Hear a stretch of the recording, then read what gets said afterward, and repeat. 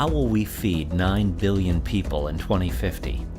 How can we improve the livelihood of our world's 2.5 billion farmers?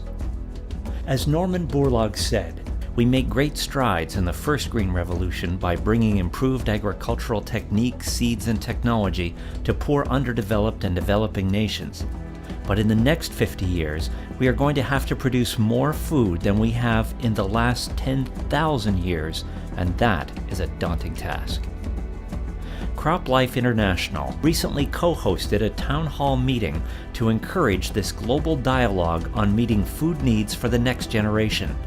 One common theme prevailed: the need for the second green revolution and the powerful role that biotechnology plays in meeting this challenge.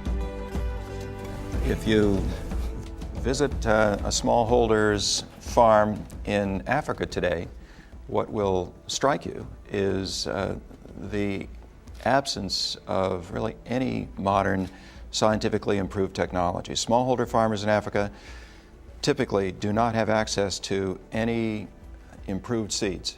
They typically do not have access to any nitrogen fertilizers. They typically do not have access to any irrigation infrastructure. They are stuck with the farming technologies that give them yields only 1/10 as high as yields in the industrial world. They are actually asking to get access to technology, and we're not doing enough. I've been a little bit involved with Thingo Patricus on the golden rice, for example.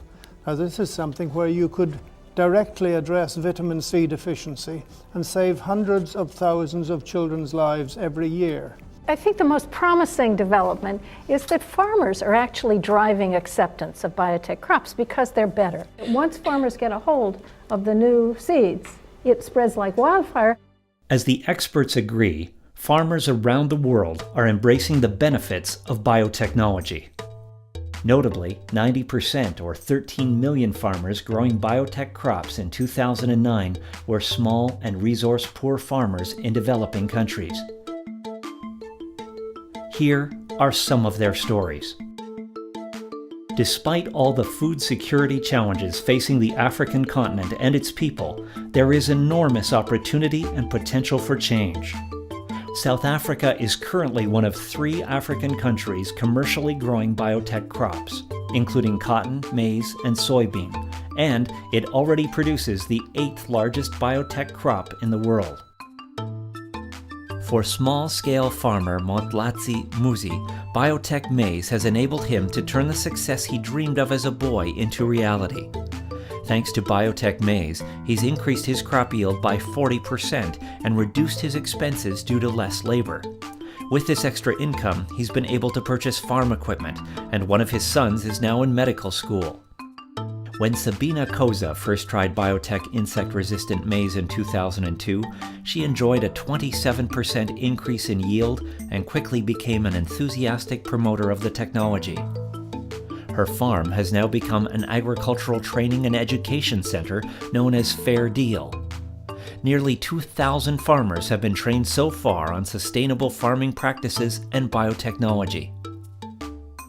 Biotech crops are also an important tool for South Africa's larger-scale farmers, improving their productivity and creating jobs and prosperity for their local communities. Biotechnology for us makes management easier. We have a social obligation to the people around us. By creating the jobs, you are creating income for the people to buy the products we produce. In the Philippines, at least 200,000 small farmers are planting biotech corn for its increased yield and income, resistance to pests, and decreased pesticide applications. Before biotech corn, Rosalie Alassis and her neighbors faced low yields and repeated buyer rejections as their corn was often affected by insects and diseases. Now, thanks to BT Corn, Rosalie is producing a high-quality crop, and her yields have risen from 3.5 tons per hectare to almost 9 tons per hectare in 2009. For Lorenza Duran, switching to biotech corn allowed yields to rise from 4 to 6 tons per hectare, almost doubling their net income per harvest.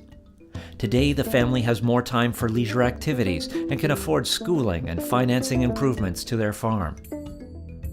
Since the introduction of BT cotton in 2002, India is now the #1 exporter of cotton globally, as well as the second largest cotton producer in the world. మంచి technology ఒక రకంగా పత్తిలో కొత్త విప్లవం లాంటిదే ఈ BT అనేది. సస్యరక్షణ పద్ధతుల వల్ల మేలే చేకూరింది. ఎందుకంటే ఇప్పుడు పొలాలు మనం వేసిన క్రాప్ని తెగుళ్ళ నుంచి కానీ పురుగు నుంచి కానీ అన్నింటినీ కాపాడుకొని దిగుబడి పెంచుకున్నాము. ఈ శిక్షణా తరగతుల వల్ల క్రాప్ లైఫ్ శిక్షణా తరగతుల వల్ల మా కుటుంబ పరిస్థితి బాగా మెరుగుపడిందండి. ఇటు ఆరోగ్యంలో కానీ ఇటు గుడ్డలో కానీ ఇటు వైద్యంలో కానీ మరి ఇటు చదువులో కానీ అన్నింటిలో కూడా మేము దాని నుంచి చాలా డెవలప్మెంట్ అయ్యాము. మరి దాని నుంచి ట్రాక్టర్లు కొనుక్కోగలిగాము, ఇల్లు కట్టుకోగలిగాము, దాని నుంచి మంచి ఫలితాలు అనిపిస్తున్నామండి. Biotech cotton is also a key crop in China, the world's most populous nation. Before 1997, cotton farmers across China, including Zhu Maotang, were facing ruin due to pest infestation of bollworms, and now enjoys more than a 10-fold increase in yield since those early days.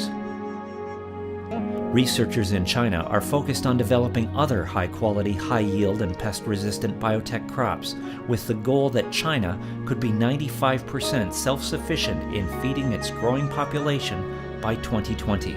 每年都有增长，因为我们的那个基础条件哈，农业基础条件不断的得到改善，然后有一些新技术的推广和新品种的这个运用，再加之一些新技术的运用，所以我们每年的粮食产量都在不断的这个上升。In Latin America, 9 countries currently grow biotech crops, and the region has emerged as an agricultural powerhouse and a net exporter for agricultural products. For Colombian farmer Sergio Valencia, the use of biotech corn has enabled conservation tillage, higher yields, and cost savings of 86% per hectare.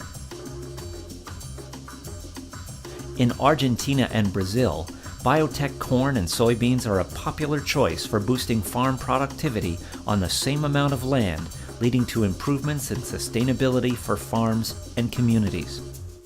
Hoje, eu acredito que vai nos dar um impulso, que a gente ficou muito atrasado em função do governo, o país ter segurado a parte dos transgênicos, né? Tipo, no milho vai haver incremento muito grande de produtividade. Farmers around the world need and embrace the techniques of plant science.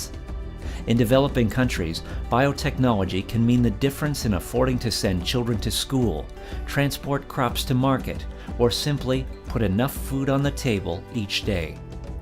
And as the world's population grows, we must continue to utilize this powerful tool to achieve the next green revolution.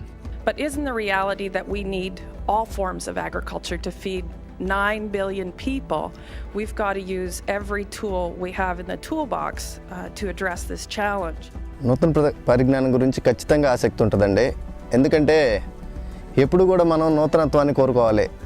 నూతనత్వం కోరుకోవడం అంటే ఏంటంటే ఎక్కువ దిగుబడి కోసం తక్కువ ఖర్చుతో ఎక్కువ దిగుబడి తక్కువ చీడపీడలు ఉండే విత్తనాన్ని పెంచుకోవడం కోసం మనం ప్రయత్నాలు చేస్తూనే ఉన్నాం. Of a difference would that make in the lives of Africans? A whole lot of a difference, because they're not getting access to modern technologies, and that has a huge impact not just on agriculture but on the economy as a whole. This is how we feed 9 billion people. Yeah, we won't do it without the application of modern technologies.